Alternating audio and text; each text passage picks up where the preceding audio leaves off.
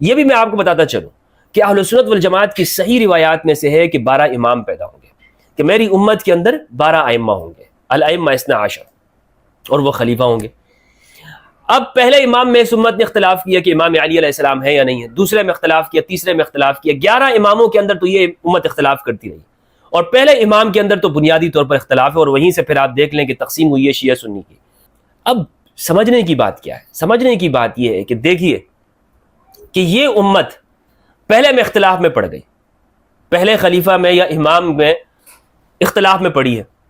یعنی جس امت نے صفین میں امام علی کو نہ پہچان سکی،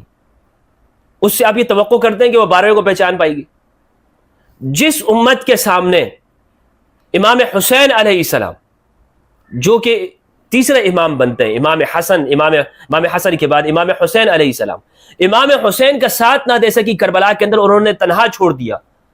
اور وہ ذبح ہوتے رہے، ان کو ذبح کر دیا گیا ان کے پورے خانوادے کے ساتھ، اہل البیت علیہ السلام کو۔ یہ امت تیسرے امام کو نہ پہچان سکی،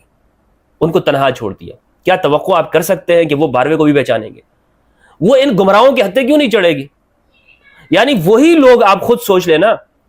کہ جو صفین میں امام علی علیہ السلام کے ساتھ نہ ہوئے، اور آج کے اس دور میں جو کہتے ہیں کہ نہیں صفین کے اندر امام علی کا طبقہ اور دوسری طرف باغیوں کا طبقہ برابر ہے، دونوں سے اللہ راضی ہے۔ جو امت یہاں تک پہنچے، جو پہلے کے بارے میں اختلاف کرتی ہو اور آج بھی وہ باغیوں کے ساتھ کھڑی ہو، کیا آپ توقع کرتے ہیں کہ یہ 12ویں امام کو پہچان سکتے ہیں؟ اسی لیے ضروری ہے کہ پہچان وہی کرے گا امام مہدی علیہ السلام کی، کہ اگر آج آ جاتے ہیں امام مہدی علیہ السلام یا کسی بھی زمانے میں آتے ہیں تو 12ویں کی پہچان وہی کرے گا جس کو پہلے کی پہچان ہے، 12ویں کی پہچان وہی کرے گا جس کو تیسرے کی پہچان ہے، وہی کرے گا کہ جس کو دوسری کی پہچان ہے امام حسن علیہ السلام کی۔ ایسا نہیں ہو سکتا کہ آپ کہیں کہ نہیں میں آج پہچان کرتا ہوں امام مہدی علیہ السلام کی اور پہلے پر تو میرا ایمان نہیں ہے۔ آپ غور کر لیں کہ جو بھی امام علی علیہ السلام سے ولایت کو مانتا ہوگا، آغاز کرتا ہوگا، وہی حق میں امام مہدی علیہ السلام کو پہچان سکے گا، ورنہ سارے کے سارے بے دین وہ جھوٹے قسم کے مہدیوں کے پیچھے چل پڑیں گے۔